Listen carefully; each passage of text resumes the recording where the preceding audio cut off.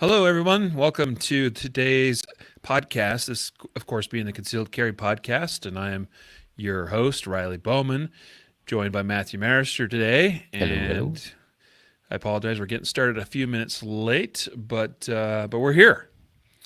So it looks like the stream must be working because I'm getting notifications saying that we're in fact live. So today is well, it's the first Tuesday of the month, so that means what does it mean? My favorite episode that we do, the DGUs or justified saves. That's right. Awesome. Yep, justified saves today, so it'll be a great episode. Looking forward to it. All right. Let's see here. I'm gonna click a little thing here and do another little thing there, and all this other stuff. Ooh, I better mute this. Oops, I hit the wrong button. There we go. Cool. Who do we have checking in? We've got Tris Usual and suspects. Michael. Brian, what up, dude? Brett, Mark, this Matthew guy. Usual suspects in here. I love that. I love Forrest Gump. That's such a great movie. I haven't watched that in a while. That's the only downside with if I'm watching comments in StreamYard, the software we're using for the broadcast, I don't get to see the memes or the emojis, unfortunately. But wow, good crowd today. So today, again, Justified Saves, we got some really great stories. I'm actually really pumped up about today's episode. We'll have to move along and stay on task because there's a lot to cover, but it's a lot of good stuff, a lot of good fodder to talk about. Sure. We're going to definitely talk about that story of that pregnant mother in Florida that defended her family with an AR-15. If you haven't seen it already, you've been Yeah, under a rock or something. pretty wild stuff there. But we have some other great stories to cover as well. All right.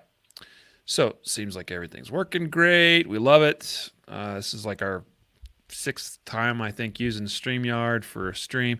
I just used StreamYard for like 3.5 hours on Saturday doing coverage of the Second Amendment rally. And I was really impressed that it just ran like a champ all that time. Occasionally, it sounds like there's some sync issues between the video and the audio, and that's probably happened before on the podcast as well. But it is what it is. We'll take it. That's a minor complaint when everything else works pretty well, flawlessly.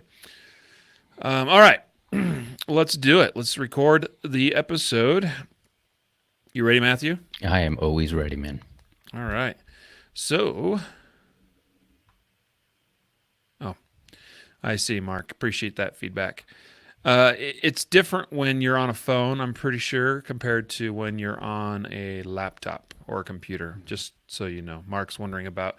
He was at the rally, which was super cool, and he was a super big help when I needed another person for some live on the ground footage. And Mark Okniansky stepped up to the plate and connected with his phone. And man, appreciate you, brother, for coming through for us on that. All right, let's do it. In 3, 2, 1. This is the Concealed Carry Podcast, episode number 365. And welcome to the Concealed Carry Podcast, part of the concealedcarry.com network. I am your host, Riley Bowman, and I am joined by producer, master chief extraordinaire, Matthew Marister, What's going on, man? and Mr. Recovery, too, as you recovering from a surgery. Yeah, I had another surgery. I had a torn labrum in my shoulder and some bone, little protrusions that they had to shave off. But I had that last Monday, so I'm 8 days in, so I'm good. I'm off the pain meds, and my brain is a little bit clearer than it was a while back. So glad to be back with all you guys.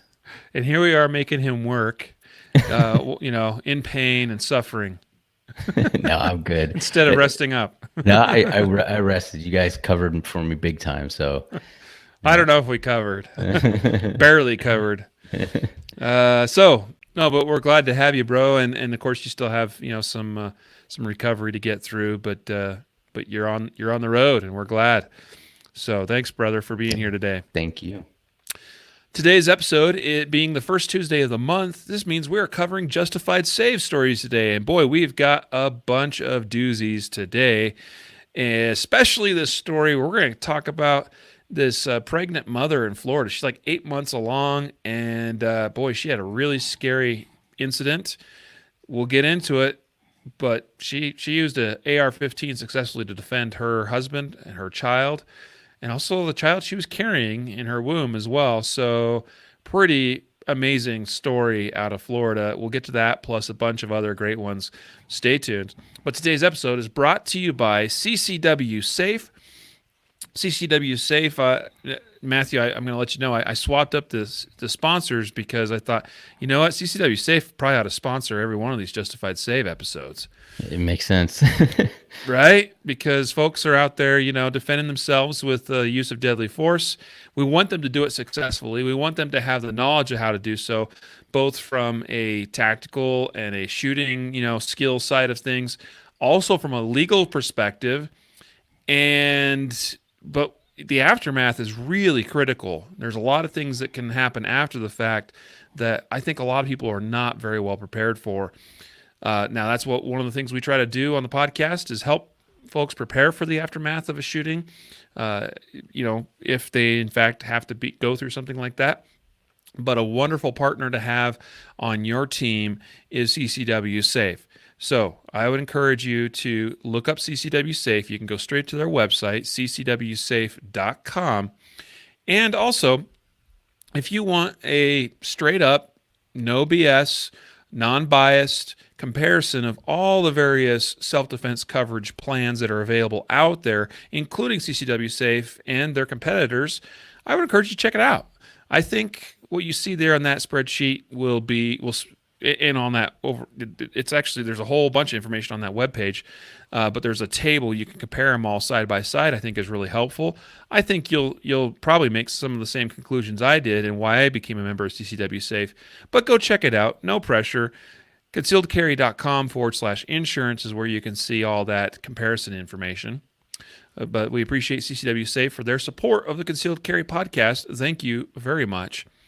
And I talked about the importance of having the knowledge legally, right, so that you know how to defend yourself and avoid that legal aftermath drama that can occur.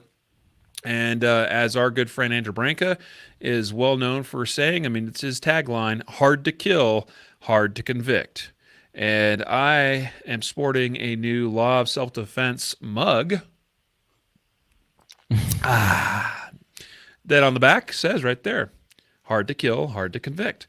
Lawofselfdefense.com. Law of Self-Defense, he probably wasn't expecting this, but he's another sponsor of today's episode because I appreciate the gift, Andrew. Thank you very much. Digging the Law of Self-Defense mug. And it's made in the USA.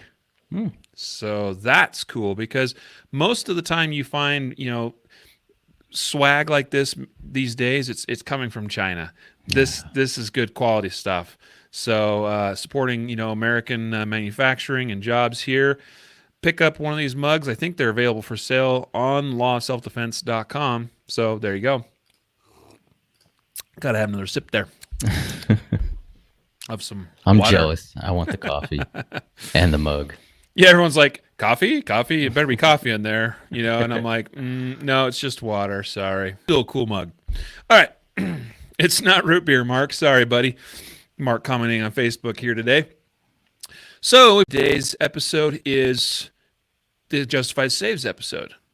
And I am super excited to get into this. So, speaking of which, Mark, so this is a great point to make.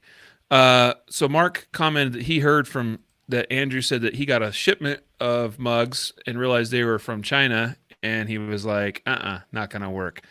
So it's a big deal to him that these are made right here in the USA. Which probably means they're a little bit more expensive than they otherwise would be, but I think it's worth it. Okay, so let's get into this first story, Matthew.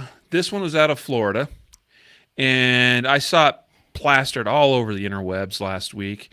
It's a big deal. I mean, it's a pretty wild story. This out of I was trying to think of the actual town here, Lithia, Florida, and you have in the early morning hours, like 3 something a.m. A father, okay, he's 34 years old. He's in his home.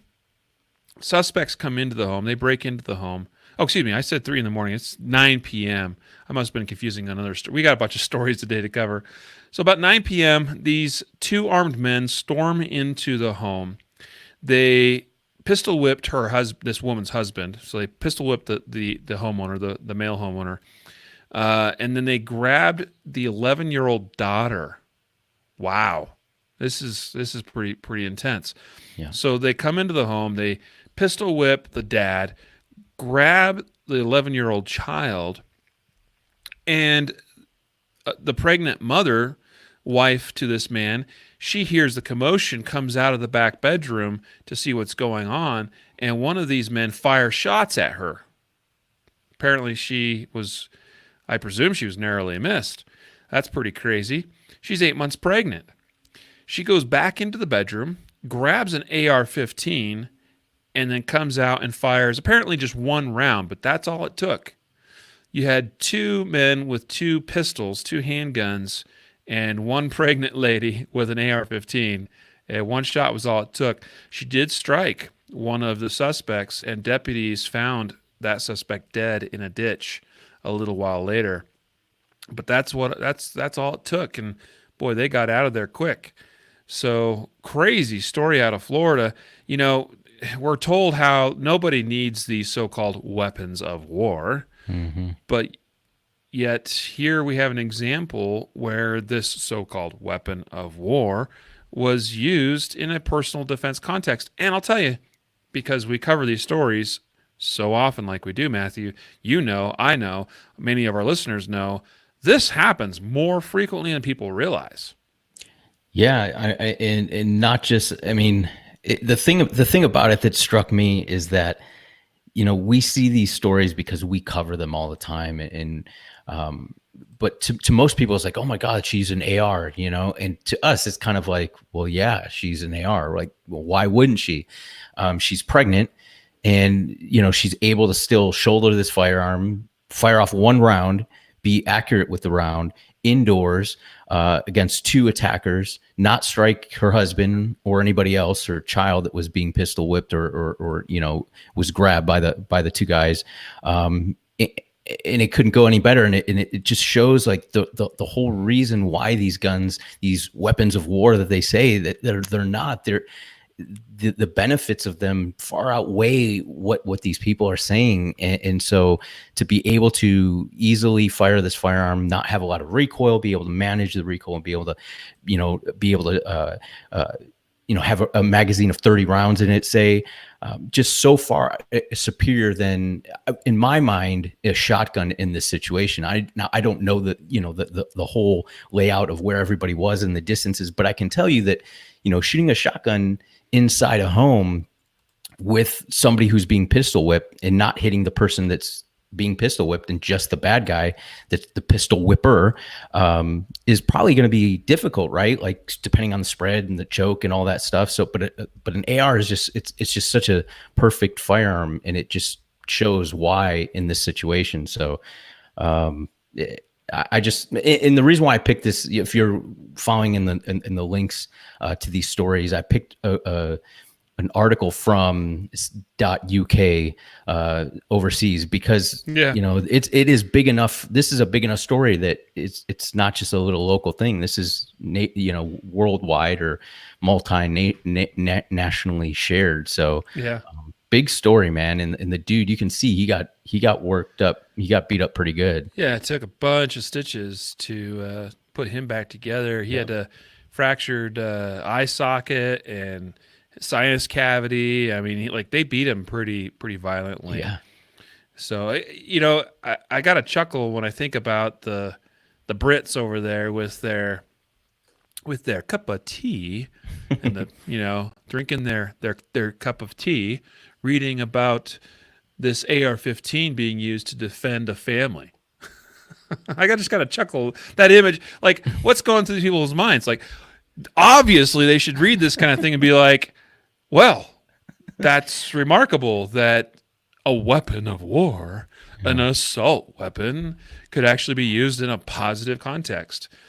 If they only knew just how often this sort of thing occurs. We've covered so many stories. I mean, obviously, just like AR-15s or similar guns, rifles essentially being used in the commission of crimes is it's the exception by far rather than the rule. Right. And we're talking a fraction of crimes committed involve the use of rifles, but it's probably a fraction of self-defense uses that it involves a rifle like this, but it's still something that happens more frequently than probably people realize, because we cover probably I don't know once every couple of, well, we don't do these episodes as frequently as we once did, right? Where we're doing justified saves once a month now instead of like every month. We'd every week on our news episodes like we used to, but it happens fairly frequently, so it's pretty cool to see. And bravo to this mom. I think somebody commented on Facebook about her being a pregnant warrior. Really cool. Yep. So that's definitely a true statement right there.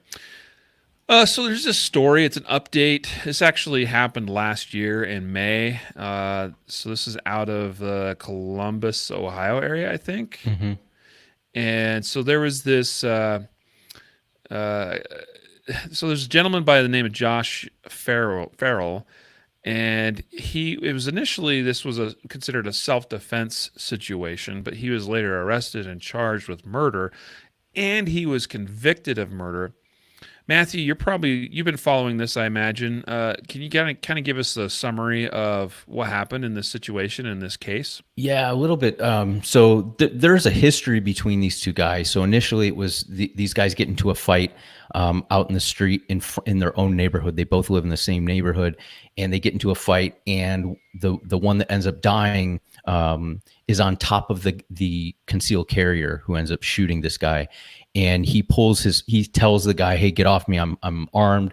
He starts to pull out his gun. The concealed carrier, this Farrell guy, says that the other guy, I think what was his last name? His last name is Depenti or something. Yeah, Depenti. Mario. So we'll call him Mario. It's easier. He says that Mario tries to grab the firearm, and he ends up shooting Mario and killing him in the street. Says he claims self-defense. They were in a fight, and so after some review and some investigation, they find that these guys had a history for weeks up to this where they threatened each other. They got into verbal confrontations out in front of their house. I think it all stemmed from maybe somebody drove quickly down the street and one guy yells at the other guy, and then kind of escalates from there over a series of weeks, which culminates in this. Yeah. So and I thought it was interesting, and you mentioned, this did happen last year, but the reason why I put it in here, and I thought it was a super good lesson, is, sometimes we think about our actions the day of, right? Like, okay, well, were my actions justified at that point? But investigators go back further, and they're going to look if you had a history with this person, or if you did anything in the past that might have escalated this, or didn't de-escalate it. And if you don't disclose those things up front, it starts to look bad for you. Like, maybe you weren't this innocent victim, and maybe you were kind of instigating or playing a role in keeping this aggression going. So I thought it was pretty interesting to say, be careful. It's not just what happened at that second that you pulled the trigger that they're going to look at. They're going to look at, what led up to this. Was there something that you kind of got going initially? So, well, let's be clear about this particular case. It talks about the day of the shooting. There was initially Mario drives by Farrell's house, and Farrell runs out to confront him, and they argue out there. And then several hours later, Mario comes walking down the street, and Farrell runs out again and confronts him. And so I think that that's probably a very telling factor of this whole thing is the fact that this Joshua Farrell, this all of these incidents occurred that's being referenced. All of these incidents occurred at his home or in front of his home. And every time he goes out and meets this other individual, so it's almost like he's instigating this. He has no obligation to leave the confines of his home and go out there and argue with this man. And so I don't know, I still I look at this ruling a little bit, and it is a little bit surprising that they actually got him for murder. Right. But at the same time, like, I think the bigger lesson here is for us to really consider our actions. And we talk so often on the show about the importance of avoiding conflict in the first place, right? I suspect that an individual like this Farrell guy, that maybe he's a little bit too confident and perhaps even emboldened in some of his actions and his choices because he was carrying a gun. Mm-hmm. And that's a dangerous place to be. If that's your mindset, if your gun emboldens you to do certain things, to go to certain places, that maybe you otherwise wouldn't, or to get into confrontations that maybe you normally wouldn't, that's a sign that your mindset's not where it ought to be, in my opinion. All right. So think about that. All right. And to me, I don't know for a fact, I'm reading into this a little bit, but that's something I see here. You have a man that's armed. Maybe the other party doesn't know that necessarily, but this man continues to confront this man and to argue with him. And one thing leads to another. And next thing you know, he's just shot somebody dead. Probably didn't need to happen. All right. So it's food for thought. It's it's a cautionary tale for all of us to make sure that our mindset is right. That's a really important thing. Absolutely. Okay, out of St. Louis, Jefferson County specifically, their armed thief shoots at homeowner in driveway, prompting warnings in that area. This is quite, and by the way, there's surveillance video of this. So you can go and watch that. Of course, all the links of these various stories will be included in the published podcast, the post in the show notes. And so if you want to go and review these and also watch, there's a lot of times we have video of some of these things. So you can go watch this for yourself. This is, a security camera that's mounted onto the home someplace. And so we're able to see what happens. Now, the story here is that around 1 a.m. on this particular day, the homeowner gets an alert. Okay, like a lot of people have these doorbell cameras and all these different things now, and every time that something moves and the camera registers that and turns on, and then you get an alert, hey, this camera is on, and you can go pull it up and review it, right? So this man sees a couple of individuals, or actually, I think it was one individual, but there is a getaway driver, obviously, because that comes to play here in a moment. But he sees someone trying to break into his vehicle. And in fact, this incident is part of what the sheriff's office determined that was a string of thefts, probably committed by the same individuals in this area, as they were kind of going around feeling car door handles, breaking in, stealing stuff, right? So this homeowner has a camera, gets notified that somebody's out there. He checks it. He sees somebody and goes out, and he yells at the man. The homeowner's armed, and he says, "You picked the wrong bleeping house, my man. I suggest you get on the bleep ground."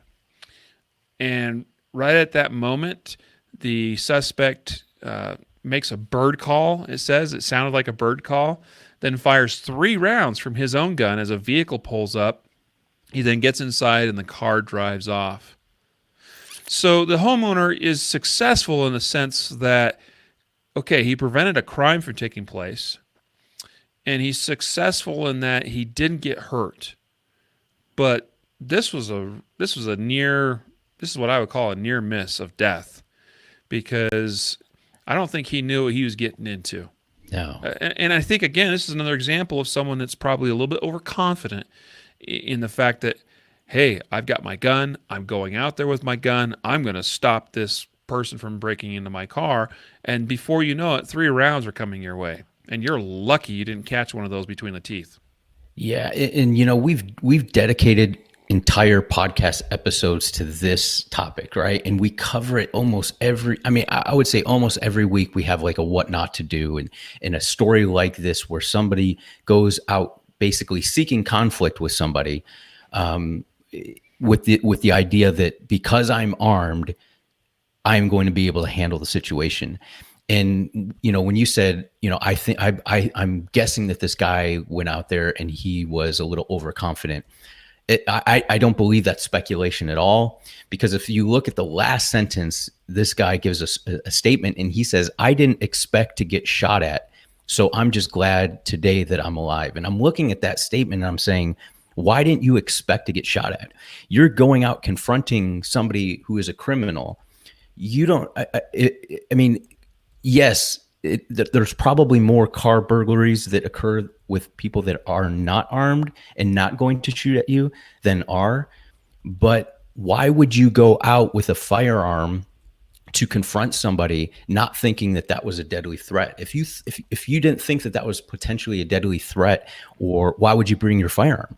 You're not going to use a firearm against a little kid who just was pulling on your door handle. You're using it to protect yourself against a potential deadly threat. Well, why didn't you expect that person to do anything that would constitute a deadly threat, like shoot at you or pull a knife or pull, whatever? And so this guy had the complete wrong mindset as he went out. And this is why I just think it's so important that we, and it might be kicking a dead horse, it might be harping on it, but it's so important because this mindset is what gets people killed unnecessarily. I mean, you can't help being ambushed, right? You can't help just being caught off guard. It happens, right? But you can help this. And this guy almost died for nothing, absolutely nothing. And if one person's like, okay, I've heard it for the 16th time, the first 15, I was like, you guys are dumb. I'll go out and no one's going to break into my car. But this time you kind of like, okay, stop beating me up over it. Hopefully, because I wouldn't want to see this guy get killed or anybody else. Mm-hmm. Agreed. This is such a recurring theme on the show. I'm sure some listeners are like, oh yeah, we already know. Well, here's the thing. Chances are somebody out there that that carries a gun or has a gun at home for defense maybe doesn't know like you understand about these sorts of things. Maybe doesn't have the right mindset. Maybe doesn't have enough training. Maybe doesn't have or understand basic tactics, right? So share the podcast, okay? Share it with your friends and family. That's the whole point of us doing this show like we do and talking about these stories, is for more word to get out to more people, to inspire, to teach, to educate more people, to be responsibly armed Americans, to get training, to be prepared, and to be able to successfully defend themselves without having to go through some massive legal aftermath. That's the point of doing the show. That's the point of talking about these stories. And so share the podcast. Please help us get it out there. All right? Because I guarantee you probably know somebody that needs to hear what we're talking about right now. Mm-hmm. All right. Fox13Memphis.com reports one shot after gunfire exchange between homeowner and suspects in, Eads, E-A-D-S, Tennessee. Shelby County, Tennessee, apparently. The sheriff's office there searching for a suspect after an early morning shooting. Give us the rundown on this one, Matthew. Yeah, I mean, similar to the last story, this happens at 4 in the morning. According to deputies, 2 men were trying to break into a car at a home at the end of the cove. When the homeowner heard them, he goes outside, and a shootout happens between him and the suspects. Homeowner wasn't injured, but did manage to hit one of the suspects, sending him to the hospital in non-critical condition. Second suspect is still outstanding. The deputies find a stolen car nearby, so they assume that these guys came in the stolen car and were going to potentially either steal this car or maybe just break into it or whatnot. But this is another story, exact same, thing that started. And yes, this time it was two people that were there breaking into the car. And now, he hits one, but what if the other person is armed? So it's just, yes, this story ends, in a good way, right? Homeowner isn't injured. Bad guys, non-life threatening. They scoop them off and they'll catch the other guy, I'm sure. But another example that this is what a lot of people think is like, I'm not going to let them break into my car. And you just don't know. I mean, these guys get into a shootout 2 times, both stories. So I guess just a word of caution, let the police get into shootouts. That's what they get paid for, stay in your home and stay with your kids and be a dad or a husband or whatever for, many years. It's not worth it. Well, okay, it's probably happened, but it seems like every episode where we cover Justified Saves, there's at least one of these stories. Mm-hmm. Noise or commotion outside the home. Homeowner goes out to investigate. Homeowner stumbles upon robbery, break-in, car theft, whatever, and most of the time, is able to stop said crime from occurring. And in most cases, they're probably okay legally doing what they're doing. It's definitely iffy in some cases, and depending on the jurisdiction, might not be. Certainly is. I mean, we've definitely covered those stories where a homeowner goes out to stop a theft and fires shots at, as far as they know, is an unarmed individual that's making an escape, shoots after them as they're driving off or running away, and gets themselves into hot water, right? But the point is, here's the deal. You hear noise outside. You think somebody's breaking into a vehicle. Stay put. Call 911. All right? The point to having and carrying that gun is to defend life. Okay? So if we again, stay in the context of what we call these stories, justified saves. I just talked about this recently. Was it last week? I don't remember. I feel like I was just explaining the whole point of. Oh, I know it. I was on the. Speaking of which, I was on the Armed Citizens. What is Ghost Tactical's show? Sorry, Ghost. I know you're watching, or at least you were.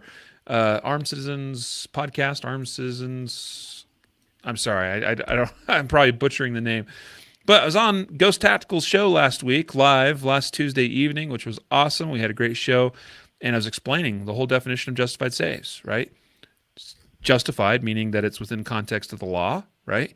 And it's a save because lives are being saved. It's not saving property. It's not about saving your car. It's not about saving your kid's bike or your TV, okay, or your PlayStation. It's about saving lives in a justified manner, okay? All right. On to a story. Okay, it's being a little slow to load. Michigan, Highland Park, Michigan. This is on WXYZ.com. And an attempted robber, that's a weird phrasing. An attempted robber has been shot and killed. Okay. Anyway, it was a robber. The dude was trying to rob the place. And he went inside what's called Woodward Bistro. Again, this was in Highland Park, Michigan, so maybe this was in some of our listeners' area. I don't know. And a man came into the restaurant intending to rob the business. I assume he was armed. It actually doesn't say. It doesn't really specify that the robber was armed, but typically when we have a business being robbed, there's some sort of weapon being used in the commission of that crime, right? Otherwise, why are they going to comply with, hey man, give me money? Okay, Get out of here, right?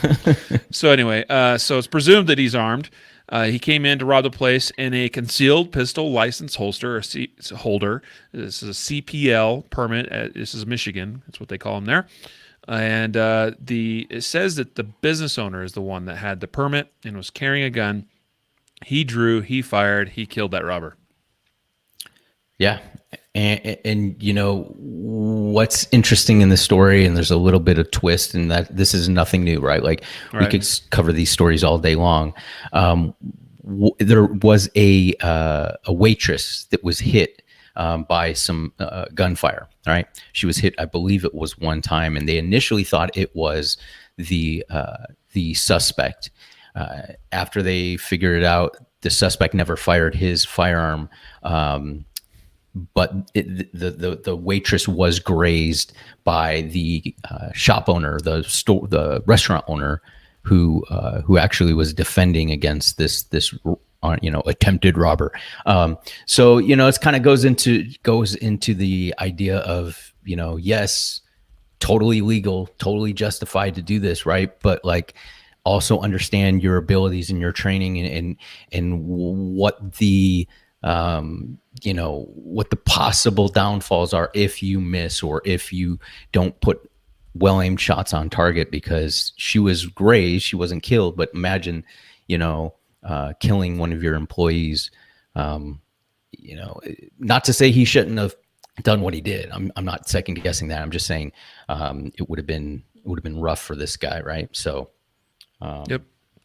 So just something. Dude picked the wrong place to rob that day. So speaking of which, this is a total deviation. I said we need to stay on topic, but did you hear about the robbery here in the Denver area, Matthew? It was an armed, truck. It was it was a money truck. It was armed or robbed just this last week. Crazy story, bro. Yeah, I did not hear that. So, to my knowledge, they haven't caught him yet. But this was this is something like you've seen this scene play out in dozens of cop shows and movies, where clearly they knew where this armored truck was going to be, when they were going to be there, and that they would have money. Several, I think 3 or 4 individuals are involved in the commission of this crime. They show up in a stolen vehicle that had stolen license plates on it. So it was like double whammy, right? Stolen vehicle, stolen plates. And they ambush the armored truck driver or assistant or whatever, the guard. They ambush him as the doors open to the armored truck. They're able to make away with a bunch of cash. They drive a few blocks away in the stolen vehicle with the stolen plates, switch into what they think is probably another stolen vehicle, and make their getaway. Crazy, dude. Yeah. Sounds coordinated. I was like, I was like, it's almost one of those things. It's like, bravo, like on actually being somewhat well organized, because there's so many crimes that are, you could tell there's just not a lot of thought into them. Like, I got my gun and I'm going to go rob this guy, Right. and they, it doesn't go well or whatever. So anyway, too many movies. Yeah, no, I was just kind of blown away by that. It just happened this last week here in the area. All right, Philadelphia Inquirer. This is Inquirer, Inquirer.com. Would-be armed robber shot, killed in West Philly by intended victim. This happened Sunday. This was actually this past Sunday in West Philly. A robber approached an individual, attempted to rob that person. The suspect was identified as a black male, 25 to 30 years old. They were trying to rob this man sitting outside a home, and the alleged robber did not know that individual he was trying to rob had a concealed carried gun and a license to do so. That individual drew his gun, fired a shot, and the robber collapsed a few feet away. Yeah, and what's pretty crazy about this story is this guy was sitting on his front porch or sitting out. He's just chilling out in front, right? So he's armed at his home, right? Now, it's, I don't know, the demographics or the crime statistics over there might be a very dangerous neighborhood, but this dude's at home, armed, sitting out front, and dude just decides, okay, I'm going to walk up and rob this guy. But normally I hate, and you'll probably back me up. The reporting on most of these stories is so horribly bad. Lack of detail. Right. But I like some of the definitions or the words this reporter uses. He says the investigators described the hopeful thief. Like it just, so, he paints a picture of this guy, he's the attacker, and then, the intended victim, turns the tables, and now the hopeful thief is now the intended victim, or the ultimate victim, which is awesome. Now here's the frustrating part about stories like this. Media and even some collection of statistics with this kind of crap.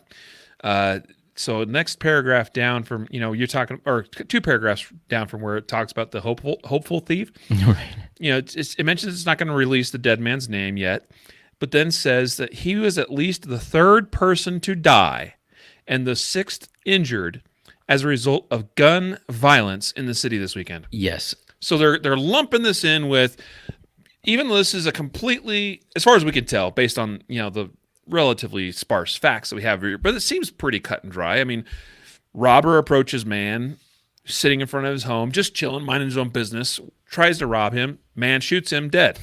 And they go, that's gun violence. I mean, right. Yes, technically, but to lump it in with criminal violence, like the same kind of thing, like, because a lot of the gun violence that is reported on, that's tracked, that's statistically measured, is violent, criminal activity. And it just it's frustrating to, like, this is just more evidence of gun violence in the city over the weekend. But yet it was completely appropriate for this man to do what he did. The defender. And this is why it's so hard sometimes to I think, for us, either side of the argument on this, right, this gun violence argument, to like get any sort of like common ground or understanding. Because if you say that this is gun violence, okay, if you lump this incident in with gun violence and then you tell me you want to end gun violence, I'm not for it. Because I'm totally for this guy being able to use a firearm to protect himself against somebody who wants to rob him or kill him, right? Like, if that's your definition of gun violence, and an innocent person sitting on their step or out in front of their home defending themselves with a firearm against somebody else who has a firearm, and that's your definition of gun violence, I'm not so sure that I want to end gun violence, if that's your definition, right? But if your definition is like, we want to end people using firearms illegally against other people, yeah, great. Like, let's go forward on that. But it's this, like, this wordsmith, or this wordplay, where they change the meanings of words, or they conflate two things, and you just can't get on board with that. I can't get with that, So, yeah, I'm glad you pointed that out, because that was something, as I was reading the story, I couldn't remember which story it was, and I'm glad you pointed that out, because it almost becomes like second nature when we hear gun violence, and we start just plugging it into every story, and it kind of just starts coming in on you and in your psyche, right? Like, oh, another story of gun violence. No, this is not a story of gun violence. I mean, it is, the guy used the gun, but this is actually a good story, and a story that promotes responsibly armed citizens. Yep. So absolutely. And in the same sentence as it refers to this gun violence, it links to another article on Inquirer.com that then highlights how a 14-year-old boy was shot multiple times in Philly, and a 23-year-old man was killed Sunday afternoon. So it's just very misleading in that regard. Anyway. Yeah. All right, on to 6abc.com. Off-duty Philly officer opens fire after teens with gun make threat. Boy, this is kind of an intense story here. Why don't you tell us about this one, Matthew? Yeah, so off-duty officer reaches his home. He's parking his truck. Doesn't say if he's in uniform or whatnot, or if he was targeted because he was a police officer. Doesn't really say. We don't know. It could be not. But it happens at 2:30 in the morning. Off-duty officer is parking his truck as he puts his truck in park, and a 17-year-old boy taps on the driver's side window with a firearm, with a gun, and a second 17-year-old boy who apparently did not have a gun approaches on the passenger side, tells him to get out or he's going to kill him. So at this point, they're using 17-year-old boy, but the age and the boy doesn't really matter, right? Like, these are armed, yep, able-bodied humans, right?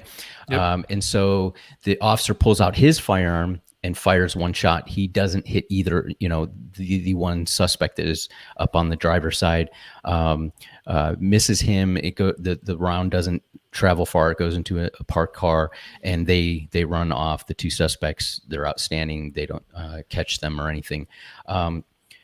Actually, no, I'm sorry. They were able to flee, but they were later taken into custody after a foot pursuit, and they got both of the these 17-year-old kids who undoubtedly, if they would have been shot, would have been teen shot by off-duty police officer, rather than armed criminal tries to carjack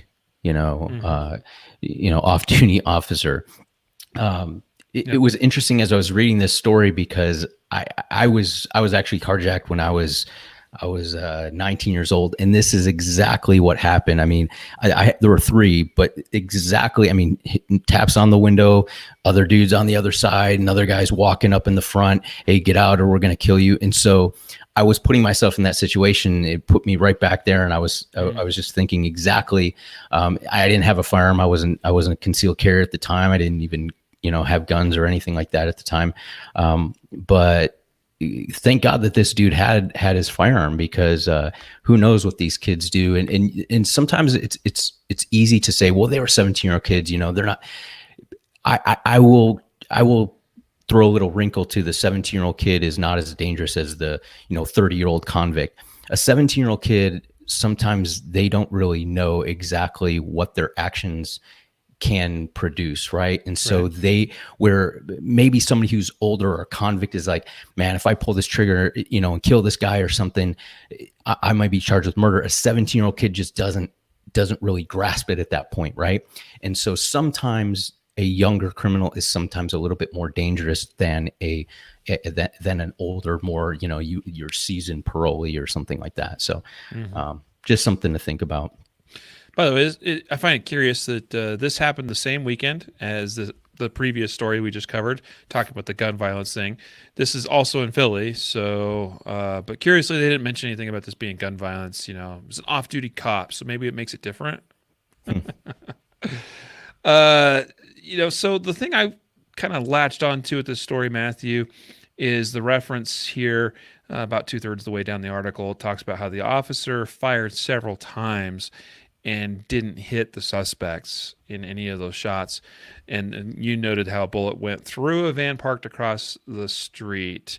So, yeah, it's just like a reminder that we need to be accountable for our rounds that we fire. Obviously, this officer's in a pretty scary situation, and I'm sure he's doing the best he could, but he still failed in that he fired rounds and they didn't strike what he intended to strike. Mm-hmm. Right. And so that could have resulted in tragedy had an innocent individual, perhaps even a child, had been struck or injured or killed. So, yeah, he's fortunate in that regard for sure. So just be thinking about that, what it means to be accountable for the rounds you fire. Mm-hmm. In Tulsa, Oklahoma, just this last Friday, I think it was Friday, maybe it was Thursday, the story's on Friday. Family of man killed by Tulsa construction worker shares his story. So this is, the news article itself's kind of strange a little bit, because it's all, it's a lot of news media does this sort of thing where maybe they initially report on a particular thing, but then they end up go talk to the suspect's family. And of course, the suspect's family has nothing but, good to say in most cases about, well, Uncle Eddie. And that's the funny thing in this story, that the man that's killed, or not killed, but shot and seriously wounded, by the way, he's the one that was trying to hurt somebody else, right? So I'll get to that. But throughout the story, they refer to him as Uncle Eddie, and wow, we just don't know why Uncle Eddie was doing this. This is just not like Uncle Eddie, but it doesn't really matter, right? So a construction worker said apparently he was in his vehicle. He was in his work truck, and Uncle Eddie, just for whatever reason, it says out of nowhere, he grabbed a piece of rebar and started attacking the truck. And this construction worker grabbed his gun and shot Uncle Eddie. And Uncle Eddie has had to have surgery. And then they also discovered, another curious thing about this article is they discovered he has throat cancer. So they're just kind of some weird details. So put that all aside. Uncle Eddie grabs rebar. I can't help but refer to him as Uncle Eddie. Grabs rebar, starts hitting, striking this truck. And a party might be like, well, okay, like, this dude's inside his truck. Like, is this a justified use of force? And I would say absolutely it could be, right? Because rebar is steel. It's usually fairly sharp on one end. Like you could impale somebody pretty easily with a chunk of rebar. All right. And I think it's totally plausible that you could thrust that rebar through, say, the side window of this truck and seriously injure the construction worker that's sitting inside that. So, in my mind, there's no question whatsoever that this is a justified use of force. So, this worker grabs his gun, fires at Uncle Eddie, wounds Uncle Eddie, stops the attack. Bravo, situation over. But then we find out Uncle Eddie's got throat cancer. So, everybody pray for Uncle Eddie.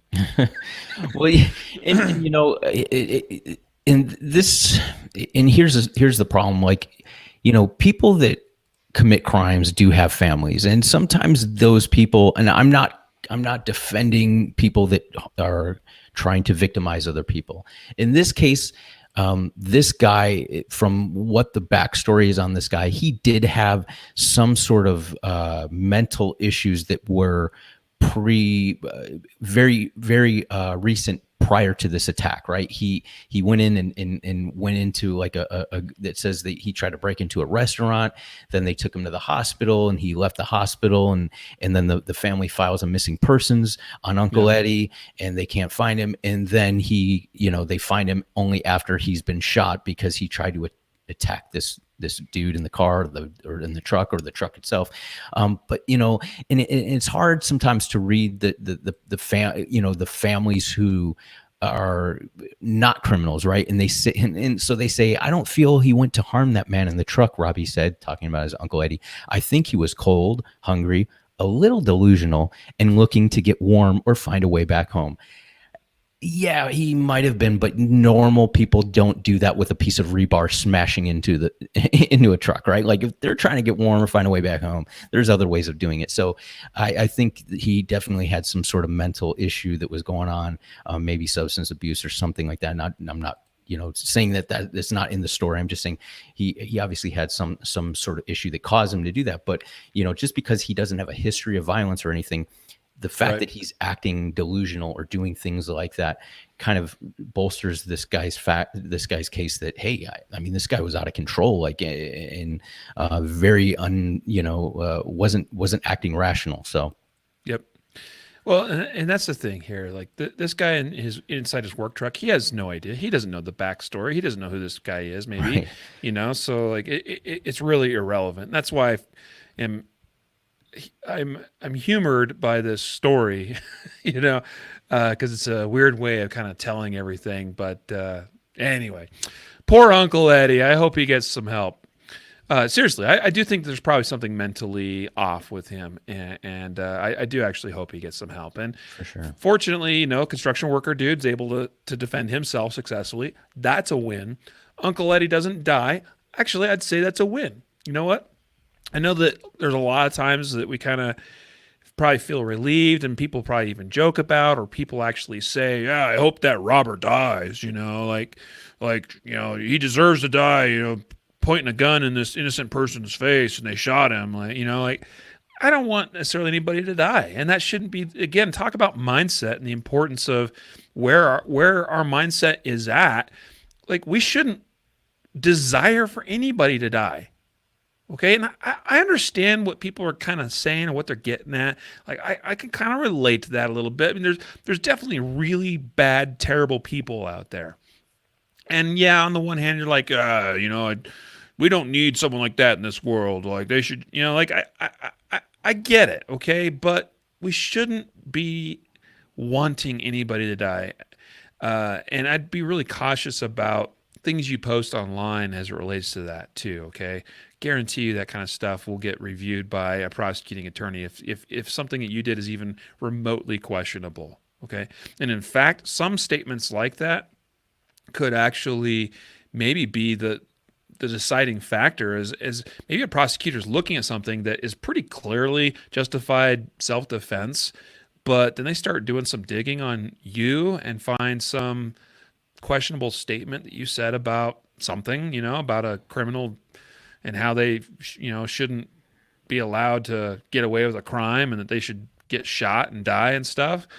Maybe they go, that's curious. Maybe this guy was really looking to pick a fight. Maybe he was looking to use that gun. Maybe he had intent beforehand to shoot somebody, and take some vigilante justice into his own hands, sort of thing, So be careful with that kind of attitude. And the mindset's just the wrong mindset.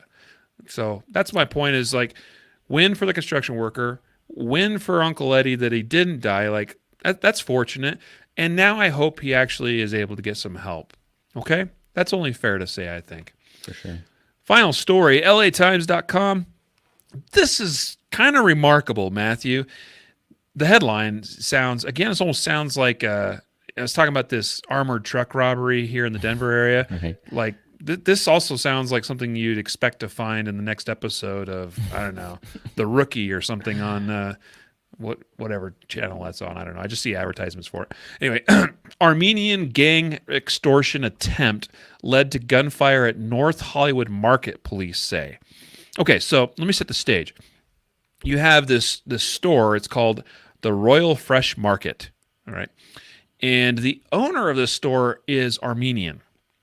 And then you have Armenian gang members that show up, and it's pretty apparent. It doesn't say this, but this was protection money.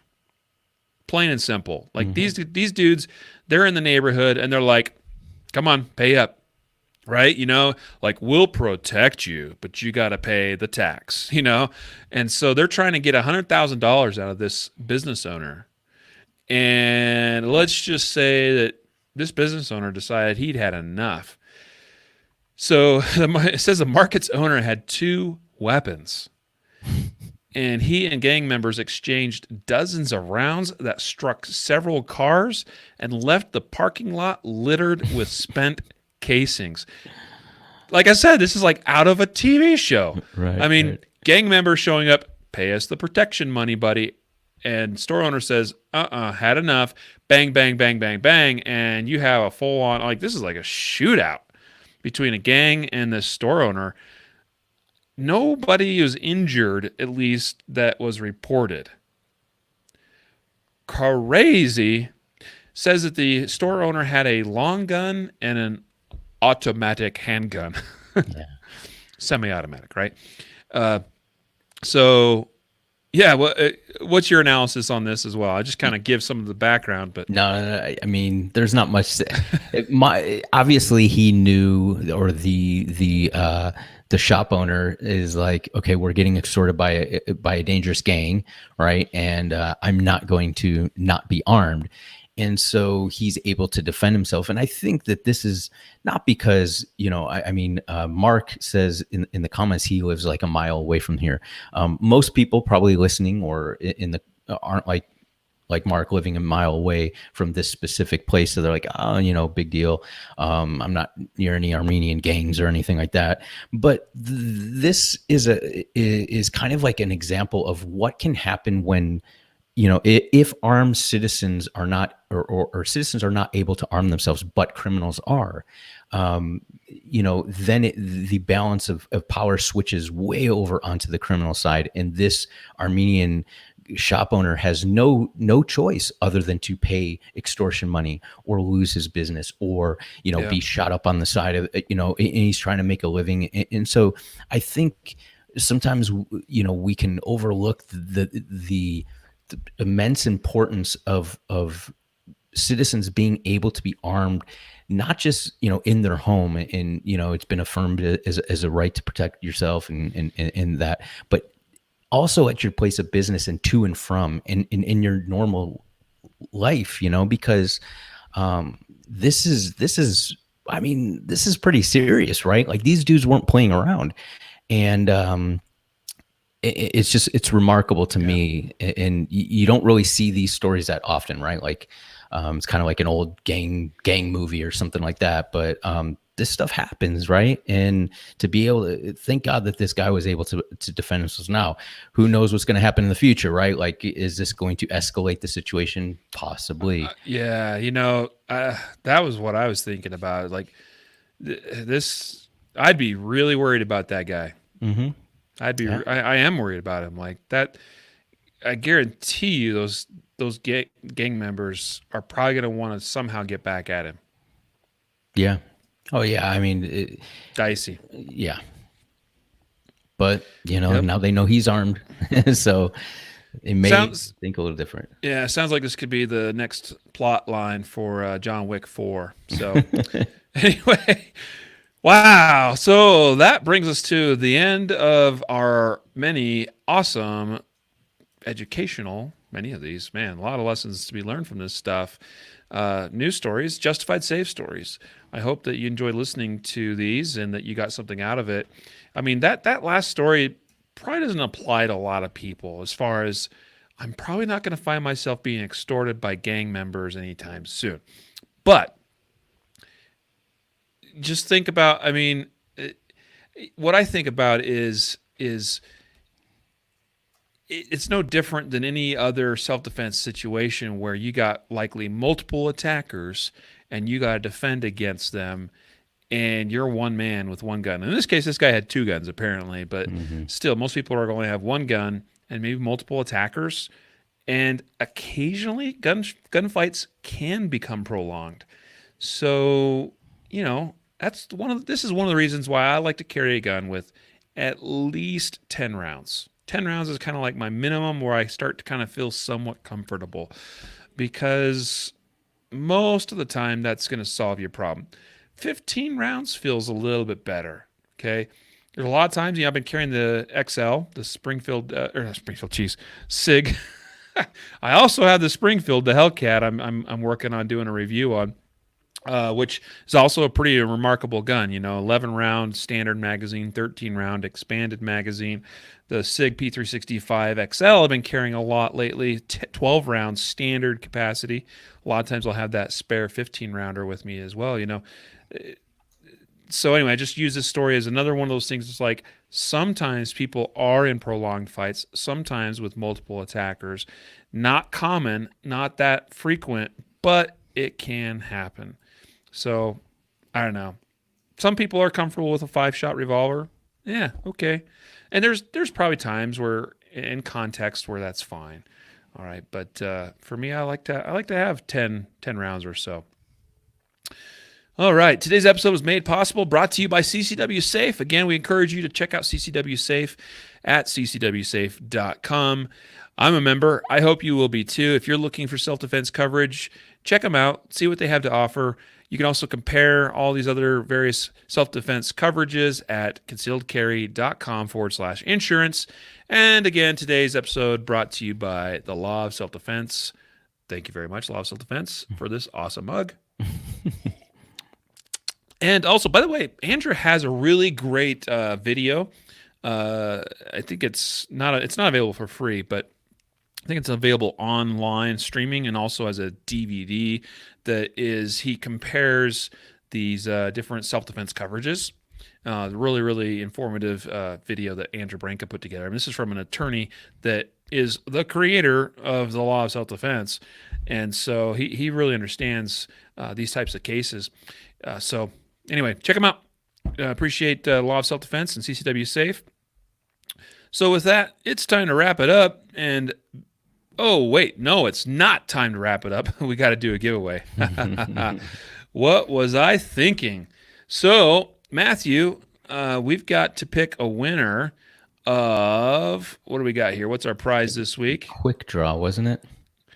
I believe so. I'm getting logged in there. I totally spaced it. So, no, excuse me. We are giving away one of these. It's a tactical pen. Oh, that's with right. the concealedcarry.com logo. All right. So, tactical pen, pretty cool. It's a pretty beefy pen. It's got a glass breaker on one end.